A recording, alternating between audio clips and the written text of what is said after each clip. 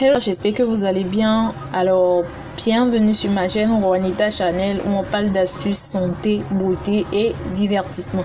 Alors, si vous êtes nouveau sur ma chaîne, n'hésitez pas du tout à vous abonner et à activer la cloche de notification pour ne rien manquer de mes prochaines vidéos. C'est à partir de la fécondation que la vie de notre futur bébé débute. C'est un miracle que l'on doit à la rencontre d'un spermatozoïde et d'un ovule. Première condition de la fécondation. Première condition de fécondation. Un spermatozoïde doit rencontrer un ovule. A priori, rien de bien difficile. Mais pour que cela fonctionne et qu'il y ait fécondation, il faut qu'on ait un rapport sexuel dans les 24 heures à 48 heures autour de l'ovulation. Sachant que le taux de suivi d'un spermatozoïde est de 72 heures en moyenne, condamnable que 12 à 24 heures, la probabilité de concevoir un enfant sur un cycle menstruel de 28 jours est donc assez faible. D'autant plus que d'autres paramètres sont à prendre en compte, comme la bonne qualité de l'ovule et des spermatozoïdes, d'éventuels problèmes de santé. Aussi, il est tout à fait normal qu'on ait dû à essayer plusieurs fois avant de parvenir à une fécondation et donner naissance 9 mois plus tard à un petit bout de chou. D'où l'intérêt de bien connaître son cycle menstruel, surtout si celui-ci est irrégulier. Pour ne pas s'embrouiller dans les infos, on utilise des outils simples pour repérer sa date d'ovulation.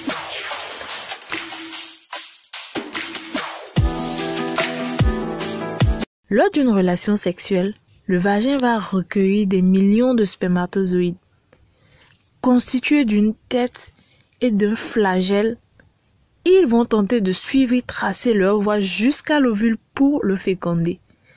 La route est toutefois longue et sinueuse pour parvenir jusqu'au trompe utérine où aura lieu cette fécondation. En traversant la glaire cervicale, 50% des spermatozoïdes sont ainsi éliminés, notamment ceux qui ont des anomalies morphologiques, c'est-à-dire des absences de tête, de flagelle, pas assez rapides aussi.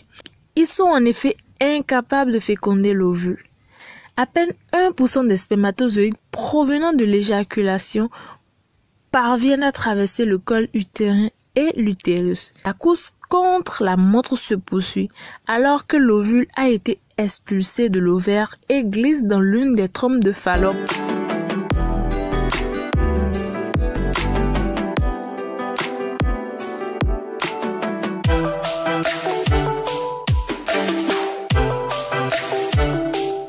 Les spermatozoïdes désormais dans l'utérus vont remonter jusqu'à la trompe où se cache l'ovule. Les quelques centaines de spermatozoïdes restants tentent ainsi de se rapprocher de leur cible malgré les quelques centimètres qu'il reste à parcourir. Cela représente un énorme effort pour eux car ils ne mesurent en moyenne que 0,005 cm. La rencontre entre les spermatozoïdes et l'ovule. Aux 2/3 de la trompe de Fallope environ, les spermatozoïdes rejoignent l'ovule.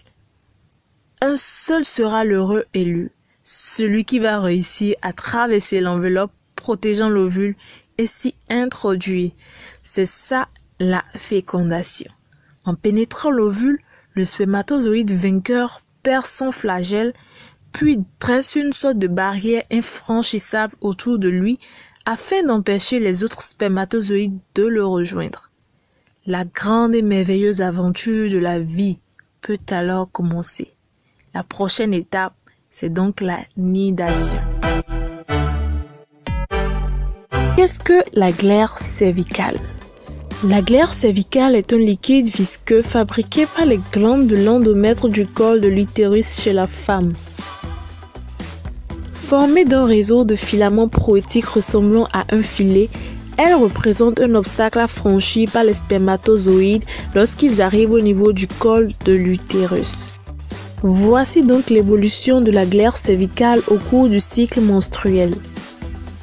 Pendant la période de l'ovulation, le maillage de la glaire cervicale est lâché, ce qui permet le passage des spermatozoïdes. En dehors de la période d'ovulation, c'est-à-dire en début et en fin de cycle, la glaire cervicale est plus filante. Elle forme un maillage serré. Elle est donc plus visqueuse. La production de la glaire cervicale est contrôlée par des hormones. Les oestrogènes stimulent ces sécrétions, contrairement à la progestérone qui l'inhibe. Vous avez une absence de menstrues, vous avez des règles irrégulières, on peut parler aussi de ménopause précoce. L'absence de règles, c'est tout à fait naturel. Donc, lorsque par exemple la femme est enceinte, ou bien lorsqu'elle allait, ou bien lorsque la ménopause approche, et en dehors de ces genres de situations, bon, elle peut être un signe révélateur d'un stress chronique ou encore d'un problème de santé, comme l'anorexie ou d'un trouble de glande thyroïde. Alors, voici une astuce qui va vraiment vous aider. Comme ingrédient, vous aurez besoin d'ail, vous aurez besoin de gingembre, vous aurez besoin de curcuma, vous aurez besoin de citron, vous aurez besoin de graines de paradis. Graines de paradis, vous pouvez prendre au moins cette quantité. Alors, vous aurez besoin d'alcool. Maintenant, pour ceux qui n'aiment pas l'alcool, à la fin de la vidéo, je vais vous expliquer une autre méthode plus simple pour pouvoir faire l'astuce-ci. Alors, pour la préparation, c'est très simple. Vous allez mettre tous ces ingrédients-là dans une bouteille et vous allez verser la boisson dessus et laisser pendant 24 heures. Je dis bien, mes chéris coco, pendant 24 heures. Donc, pour ceux qui ne prennent pas d'alcool, comme je l'expliquais tout à l'heure, vous allez mettre tout ceci dans une marmite et vous allez ajouter de l'eau et faire bouillir. Alors, comment prendre ça? Vous allez prendre un petit verre matin et soir pendant 3 jours. Aussi, voici une petite astuce qui pourra vous aider quand vous utilisez le citron et le gingembre.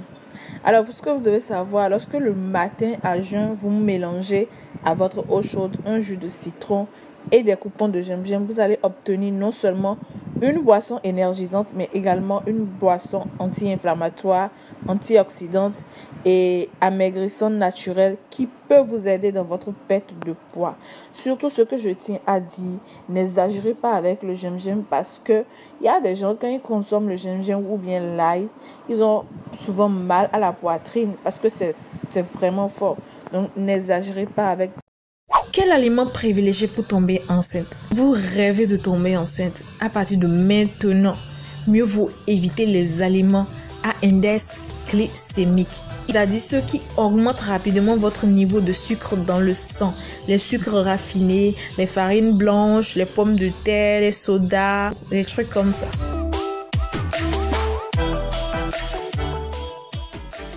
Leur consommation va entraîner une sécrétion importante d'insuline par le pancréas. Or, il a été démontré qu'une hyperinsulinémie répétée pouvait nuire à l'ovulation.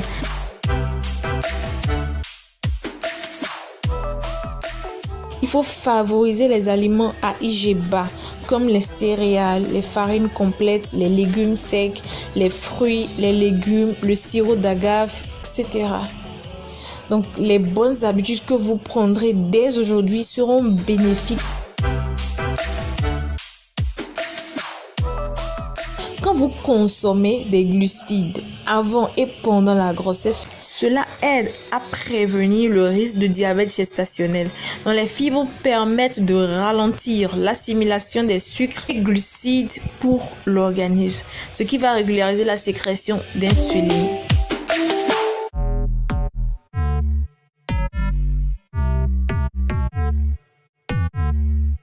Pour booster sa fertilité, optez pour les bonnes graisses. Un apport en oméga 3 participe au bon fonctionnement de notre organisme et donc à celui de notre système reproducteur. Préférez plutôt l'huile d'olive, de colza, de noix ou de lin et les margarines riches en oméga 3 ou autres matières grasses. Donc, consommez régulièrement du poisson gras, les types maquereaux, anchois, sardines, saumon, fourre de morue, etc. Des fruits de mer et des œufs issus de poules élevées en plein air ou de l'agriculture biologique.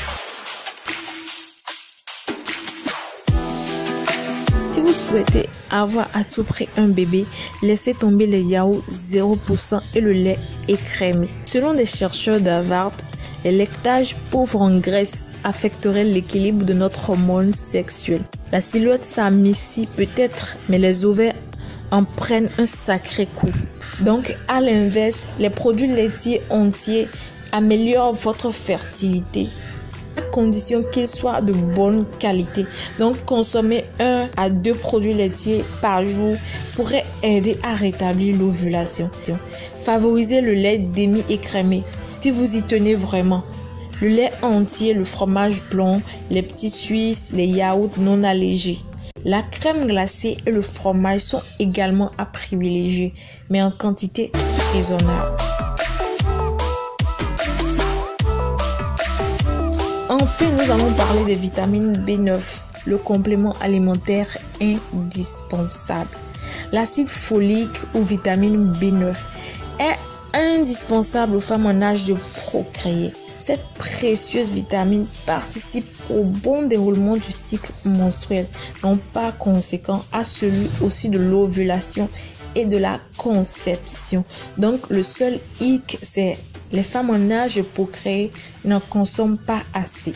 Voilà pourquoi il n'est pas rare de se faire prescrire de l'acide folique par son médecin quand on essaie de tomber enceinte. Donc la bonne nouvelle, vous pouvez aussi en mettre dans votre assiette. Exemple d'aliments riches en folate: les quinoa, les moules, les palourdes, les levures de bière, les noix, les pois, les chiches, etc. Folique présente aussi de nombreux avantages une fois bébé mis en route. Donc, vous administrez quelques mois avant la conception et durant le premier trimestre de grossesse. Alors, je vais vous donner les aliments à éviter pour augmenter ses chances de tomber enceinte. S'il y a un régime alimentaire privilégié pour tomber enceinte, il y a aussi des aliments qu'il vaut mieux éviter ou du moins dont il faut limiter la consommation. C'est le cas des produits préparés et industriels qui sont souvent trop gras, trop salés ou trop sucrés, qui contiennent bon nombre d'additifs. C'est le cas également des fritures, des viennoiseries, de la viande rouge, charcuterie, de l'alcool et du café. 5 bonnes raisons qui vous empêchent de tomber enceinte. Déjà, il faut dire que la fréquence des rapports, le stress, l'alimentation et l'exercice et d'autres facteurs affectent la fertilité de l'homme et de la femme. Oui, parce que quand on parle de grossesse, on accuse aussi l'homme. Les causes d'infertilité comme la génétique, la maladie ou l'âge ne peuvent pas être modifiées. Mais si vous avez du mal à concevoir un enfant alors que vous êtes en bonne santé, voici quelques changements d'hygiène de vie et de rythme qui peuvent vous aider à augmenter vos chances de tomber enceinte. Voici donc 5 raisons qui expliquent peut-être le manque de succès de vos tentatives. Le poids des hommes, ça compte tout autant. Donc, perdre un peu de poids, même juste quelques kilos, ça peut booster votre fertilité. À l'inverse, une femme dont le poids, le IMC, c'est-à-dire l'indice de masse corporelle, est trop bas, peut avoir des problèmes à concevoir. Quand on est stressé, ça ne nuit non seulement pas à la santé du bébé lorsqu'on est enceinte, mais ça augmente les risques d'infertilité. Donc, pour en finir avec le stress, vous pouvez procéder à quelques cours de yoga ou de méditation. Essayez juste d'être calme et tranquille. Pratiquer de l'exercice à intensité modérée, c'est très excellent pour la santé et pour la fertilité. Mais il faut faire très attention pour ne pas en abuser. Manger trop de produits transformés à base de viande, comme le bacon, les charcuteries ou les hot dogs, ça affecte la réactivité des spermatozoïdes. Gardez aussi vos téléphones dans la poche du pantalon, ça expose le sperme et les testicules à des radiations électromagnétiques. Du tabac, ça diminue la qualité des ovaires chez la femme et du sperme chez l'homme. Donc une alimentation équilibrée, un téléphone bien rangé et l'arrêt de la cigarette sont des gestes qui vont vous aider quand vous désirez augmenter vos chances de conception. Et pour finir, vous avez le sexe. Vous vous concentrez trop sur vos ébats amoureux les jours de l'ovulation. Donc cette technique n'est pas forcément la plus efficace. Essayez d'étaler plutôt vos rapports pendant les jours précédents et suivant l'ovulation. Ne vous dites pas qu'il faudrait seulement que vous devez faire l'amour le jour de l'ovulation. Non. L'amour tout au long du mois permet au corps de la femme de mieux s'adapter, de mieux se régler et à se préparer à la reproduction. L'infertilité masculine sont ses causes, comment l'éviter et d'une petite astuce qui pourra vraiment vous aider. Alors restez jusqu'à la fin de cette vidéo. Abonnez-vous si c'est votre première fois sur notre chaîne. Likez cette vidéo, commentez si vous avez des questions et on se retrouve après le générique. Vous êtes en couple avec votre conjoint depuis un moment et c'est le moment de fonder une famille. Mais après un an de rapports sexuels réguliers non protégés avec votre compagne, elle n'est toujours pas enceinte. Vous souffrez peut-être d'une infertilité masculine. Tout d'abord, il est très important de définir mais aussi de comprendre pourquoi il y a l'infertilité. La recherche des causes d'infertilité doit se faire parallèlement chez les deux partenaires.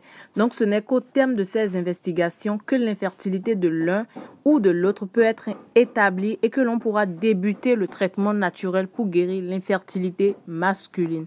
Dans le cas d'une infertilité masculine, l'examen référence est le spermogramme. Il permet de connaître la cause de l'infertilité masculine. Voici quelques conseils à suivre pour booster votre fertilité.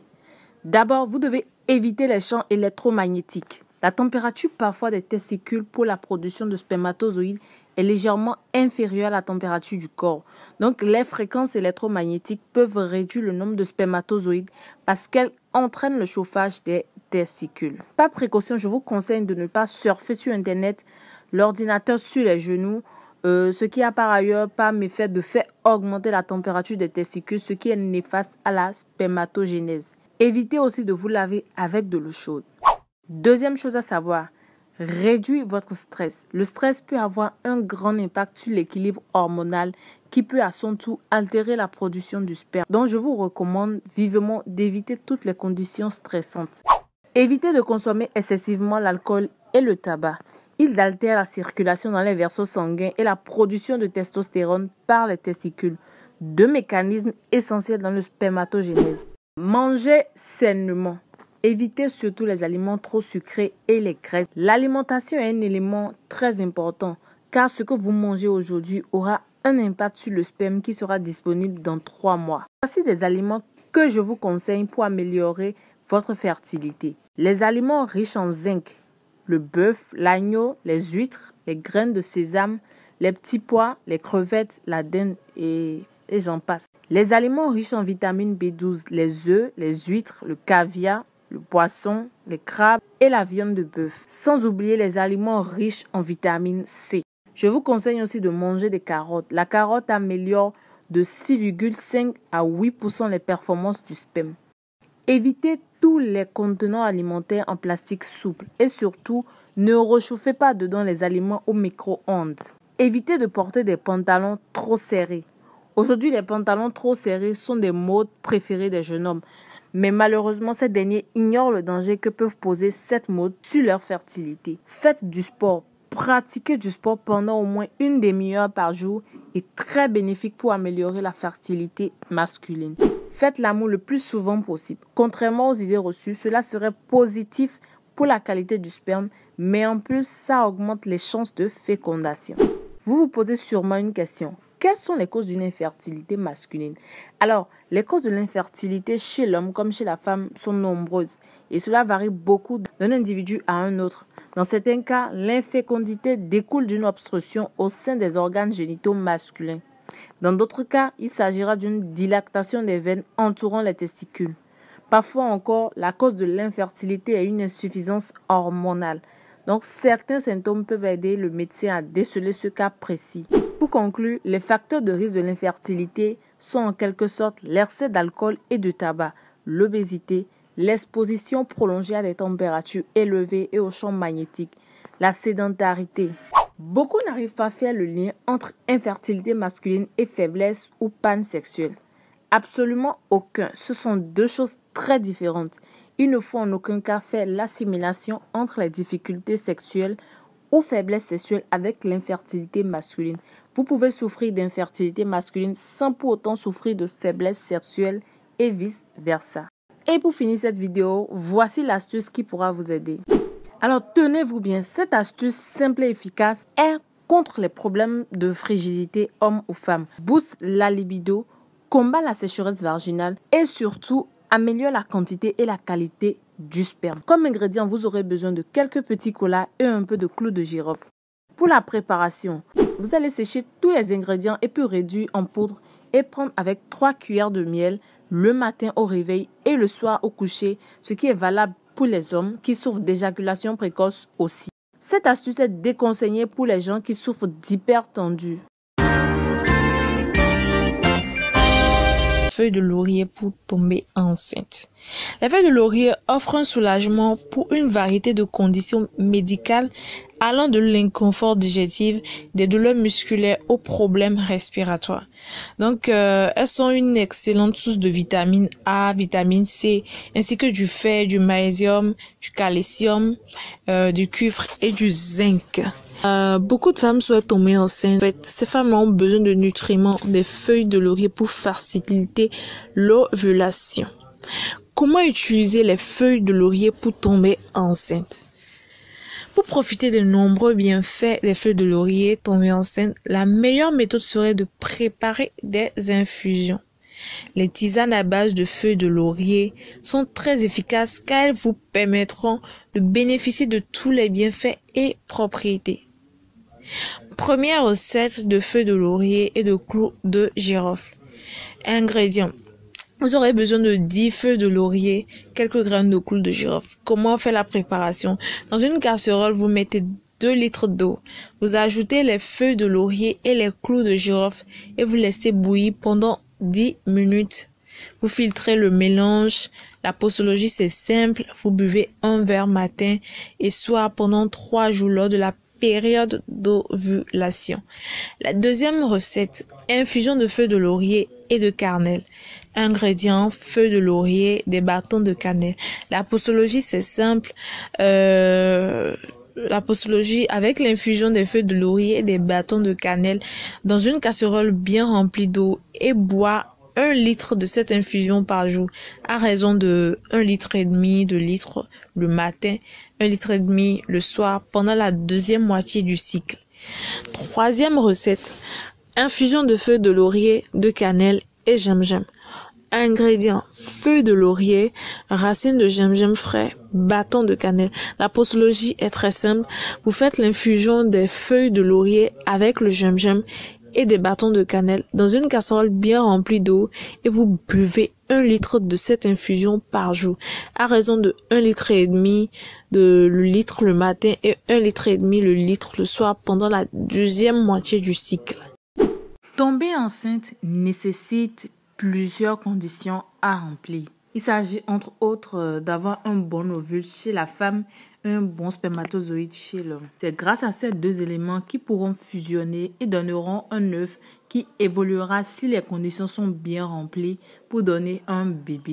Tout cela doit être possible grâce à la libération des ovules. Et ce sont les trompes qui procèdent à cette libération. Un problème des trompes bouchées peut empêcher une femme de donner un ovule.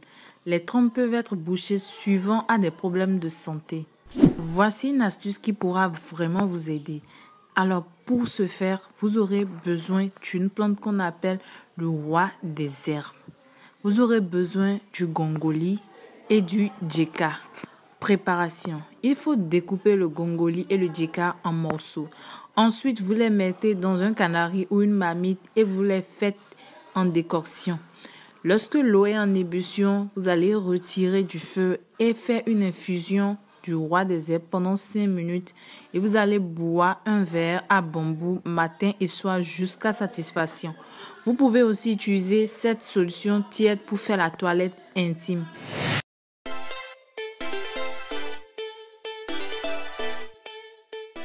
Conseil. La consommation de l'alcool ou de produits pharmaceutiques est à proscrire pendant l'utilisation de la recette et même 24 heures après. abonnez-vous juste là et activez la cloche de notification pour ne rien manquer de mes prochaines vidéos. On peut trouver que c'est compliqué de tomber enceinte. Pour d'autres, c'est tellement facile parce que il suffit juste d'aller au rapport sexuel une seule fois et puis hop, elles sont enceintes. Ce n'est pas le cas chez tout le monde. Il y a d'autres qui ont du mal à tomber enceinte. Alors aujourd'hui, moi, je vais partager avec vous comment j'y suis arrivée et je vais vous donner quelques conseils pour y arriver. Comment je suis tombée enceinte? C'est vrai, ça n'a pas été facile. J'ai copié même des astuces sur Facebook, des astuces sur YouTube. Tellement d'astuces quand vous rentrez dans YouTube. Mais il y a des astuces que vous pouvez voir. Quand vous allez sur les réseaux sociaux, vous pouvez voir beaucoup de choses. Surtout sur YouTube, tellement de choses. Et des fois même, vous avez l'impression que les gens exagèrent dans leurs astuces. Parce qu'ils vont te dire, il faudrait que tu casses des œufs, mélange avec ça, que tu bois, et puis nanani, nanana. Tellement de choses archi faux. On a tendance à aller choisir les choses compliquées parce qu'on se dit, ah, ça c'est facile, du coup j'ai pas l'impression que ça va marcher. Du coup vous aimez aller chercher les trucs compliqués. Or ce n'est pas le compliqué qui fait que ça marche. Alors comment moi j'en suis arrivée? Je vais vous donner ces conseils. Première chose, évitez de dire que vous n'êtes pas encore prêt. Mais plus le temps passe, plus vous vieillissez, plus vous avez du mal à concevoir. Donc pensez surtout à ne pas trop tarder. Qui m'a posé la question une fois de savoir à quel âge peut-on décider de tomber enceinte. Si moi je devais vous répondre, je peux dire à partir de 23 ans, une femme doit déjà décider qu'elle doit tomber enceinte. Elle doit arrêter le planning. Ça c'est selon moi. Je ne sais pas quels sont vos avis. Et si vous avez des avis un peu différents des miens, n'hésitez pas du tout à les mettre en commentaire afin qu'on puisse débattre sur ce sujet-là. Alors donc moi j'ai dit 23 ans. Donc moi je trouve que c'est l'âge idéal pour tomber enceinte. Deuxième conseil, il faudrait que vous fassiez un tour à l'hôpital avec votre conjoint. Il faudrait que vous ayez une idée sur votre état de santé, si ça va, si vous n'avez aucun problème, si votre ovulation se passe très bien, si tout va très bien chez vous et si tout va très bien chez votre conjoint. Alors du moment où vous avez confirmé chez un médecin et que tout va bien, alors on peut dire que vous êtes prêt pour pouvoir concevoir. Troisième conseil, beaucoup de jeunes filles ont du mal à calculer leur période de fécondité. Si vous ne savez pas calculer votre période de fécondité, vous aurez du mal à savoir quand il faut passer à l'acte pour pouvoir concevoir. Donc je pense qu'il est très important de savoir calculer sa période de fécondité et surtout son jour d'ovulation. Dans une autre vidéo, je vais vous apprendre comment calculer sa période de fécondité et surtout son jour d'ovulation. Donc abonnez-vous pour ne pas rater cette vidéo. Quatrième conseil, évitez de forcer. Arrêtez de mettre la pression à votre conjoint. Arrêtez de vous mettre de la pression à vous aussi. Ne vous dites pas il faut qu'on le fasse aujourd'hui, forcément on doit le faire aujourd'hui, ou bien arrêtez de vous dire je dois aller chercher des astuces, je dois aller voir telle personne qui me fasse des médicaments, il faudrait que je tombe enceinte. Non, ne forcez pas. En toute chose il faut de la patience. Cinquième conseil, buvez assez d'eau. L'eau c'est la vie, l'eau ça veille beaucoup à la santé de l'homme. Buvez assez d'eau parce que plus vous buvez de l'eau, plus vous allez évacuer les bactéries, peut-être des bactéries qui vous empêchent de concevoir, peut-être des infections. Sixième et septième conseil, mangez sain, mangez équilibré, mangez bio. C'est très important pour votre santé. Huitième conseil, évitez les astuces exagérées. On a l'habitude de voir sur les réseaux sociaux des astuces pas possibles, des astuces exagérées. Et moi, je trouve que c'est dommage. Si vous voulez tomber enceinte, c'est pas la peine d'exagérer dans des choses dont vous n'êtes vraiment pas au courant. Et surtout, quand vous voyez certaines astuces, prenez la peine de vous informer, de demander peut-être l'avis d'un médecin. Prenez rendez-vous avec quelqu'un du domaine et informez-vous avant de vous lancer dans l'utilisation de ces astuces-là. J'espère que cette vidéo vous aurait plu. N'hésitez surtout pas à liker, à commenter et à partager avec vos proches. Et à la prochaine pour une nouvelle vidéo.